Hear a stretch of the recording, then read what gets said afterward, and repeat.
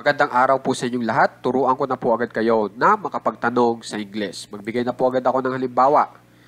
Gaano ikaw katanda? Gaano ikaw katanda o gaano ka katanda? Kapag English po yan, ang una nyo po munang i-translate ay itong gaano bilang how. Okay? Tapos isusunod yung i-translate ay itong katanda bilang old. Tapos, ang isusunod nyo po ay itong ikaw, na kung saan yung ikaw, na kapag in English ay you, sasamahan natin ng linking verb na are. So, ang mangyayari ay are you. Okay? Para dito sa ikaw. So, pagsamasamahin lang po natin. How old are you? Yan na po yung tamang English sa gaano ikaw katanda. How old are you? Okay? Isa pa po halimbawa. Subukan naman natin itong gaano sila kaabala. Gaano sila kaabala. Kapag in English po yan, how busy are they? How busy are they? Gaano sila kaabala. Okay po. Isa pa po halimbawa, subukan naman natin itong kadali. Gaano ito kadali? Gaano ito kadali? Kapag in English nyo po, how easy is it? How easy is it? Okay po? Subukan naman natin itong kabilis. Tapos ang gusto kong subject ay itong si Mario. Okay? Gaano si Mario kabilis? Kapag in English po natin, how fast is Mario? How fast is Mario?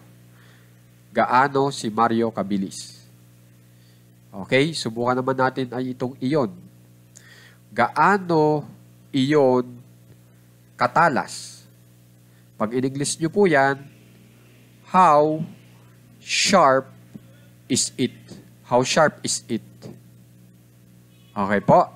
So kung mapapansin nyo, madali lang magtanong sa English gamit ang gaano kung meron kayong ganitong pattern. Okay? Ang linking verb nga pala po natin na ginagamit ko dito ay itong am kung ang inyong subject ay I. Pag ang ginamit nyo ay ako, dapat yung linking verb nyo ay am. Pag ang ginamit nyo ay you, tapos itong you, we, at saka they, are naman yung linking verb nyo. Ha? Yan yung tatandaan nyo. Pero pagdating sa he o she, he, lalaki, she, babae, is naman yung linking verb nyo. Tapos pag isa lang ang pangalan na particular, katulad ng Mario, is. Pero pag dalawa, Mario and Luigi, are ang gagamitin nyo. Pagdating naman dito sa it, is ang gagamitin yung linking verb. Okay? Ang ginagamit ko po linking verb ay am, are, saka is, para masabi na yung tinatanong natin ay patungkol sa kasalukuyan. Okay? Inaalam mo ngayon kung gaano na siya katanda. Inaalam nyo po ngayon kung gaano sila kaabala. Okay? Kaya ang ginamit ko linking verb ay am, are, at saka is. Hindi po pang noon, pang ngayon. Okay po? So, sana makikipractice po itong ating aralin ngayon. Kasi kung mapapansin nyo, mabilis magamit. Diba? At kung meron pa po kayong naiisip na iba pang adjectives, kasi po itong old, hanggang dito sa strong, puro adjectives po yan. Okay? At alam ko, meron pa po kayong iba pang alam na adjectives. At kung sa palagay nyo, pwede nyo pong ilagay dito, pwede nyo ilagay. Okay? Tapos, gamitin nyo itong pattern natin para maging tama yung tanong nyo gamit ang gaano. Okay po? So, sana may kipag-aralan ng maigi po itong ating aralin ha.